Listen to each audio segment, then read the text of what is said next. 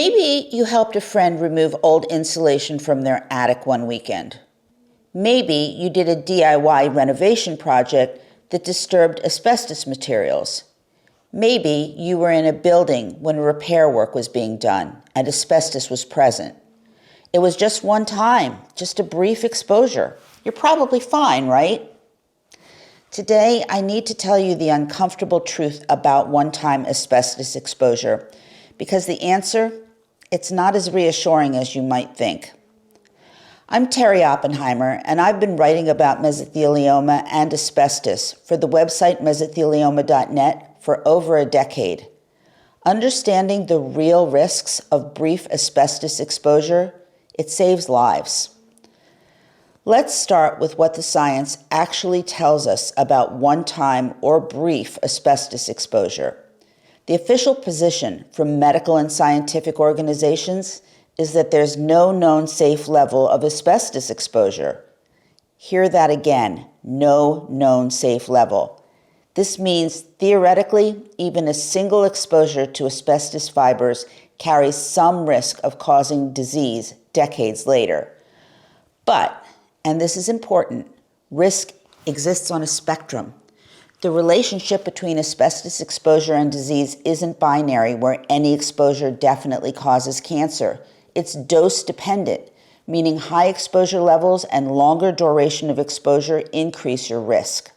Someone who worked as an insulator for 30 years has a dramatically higher risk than someone who had one brief exposure during a home renovation.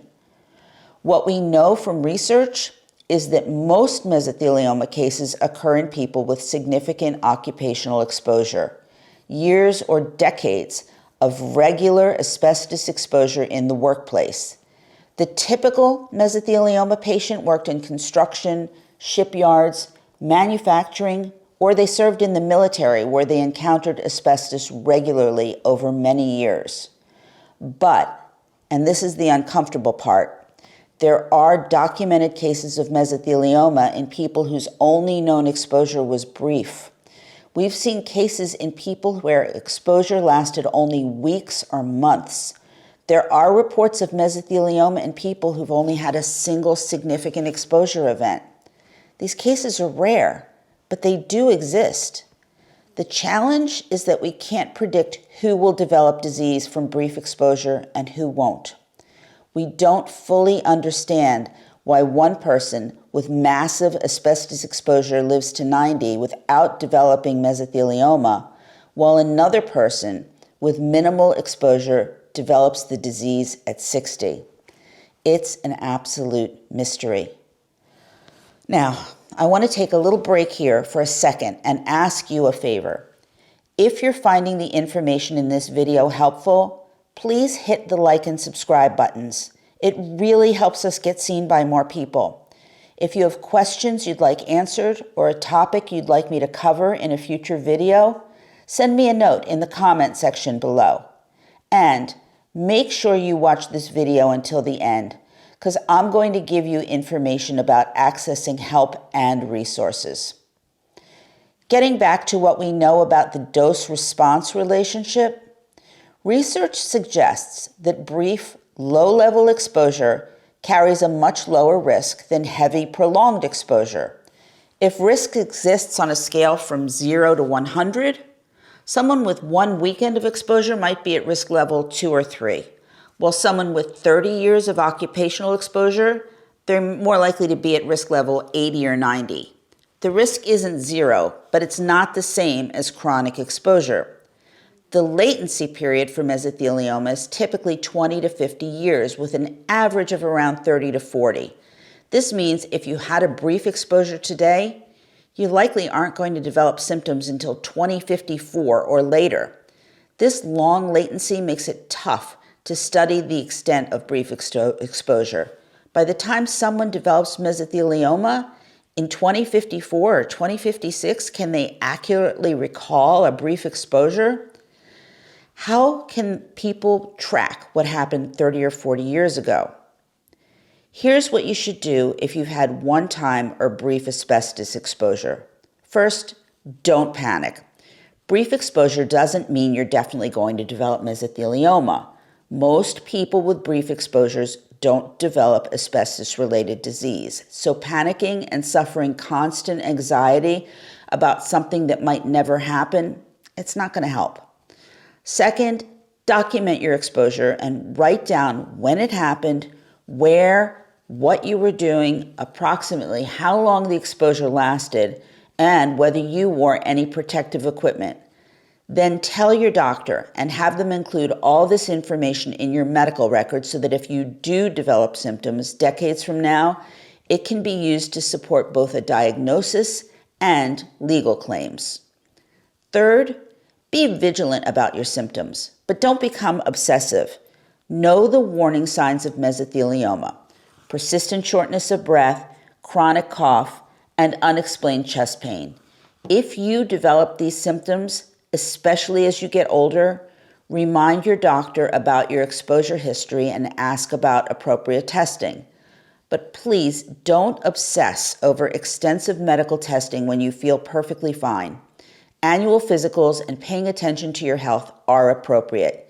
Getting CT scans every year for the rest of your life when you had one brief exposure, probably not appropriate. Fourth, avoid future exposure at all costs. If you've already had one exposure, make absolutely sure you don't have another.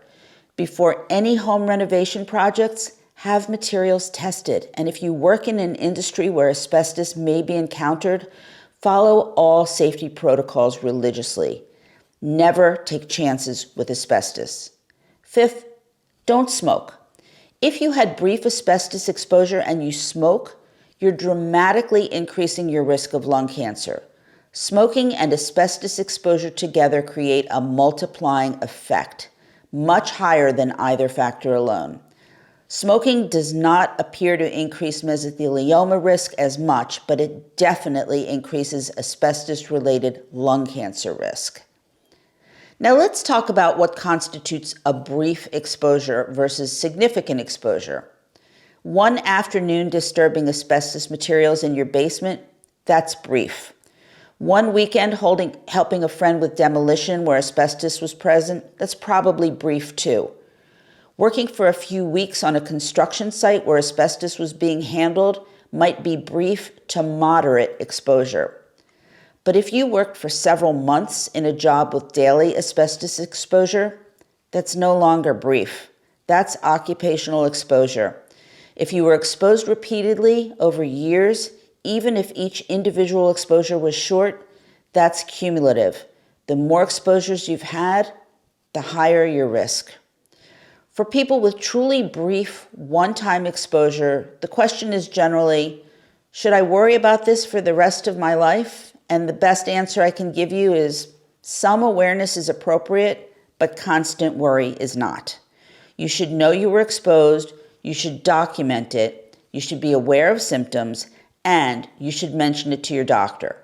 But you shouldn't let it dominate your thinking or cause constant anxiety about a disease you'll probably never develop. The reality is that many people have had brief asbestos exposure at some point, whether it's from living in old buildings with deteriorating asbestos materials, from natural disasters that damaged asbestos-containing structures, from brief encounters at work or during home projects.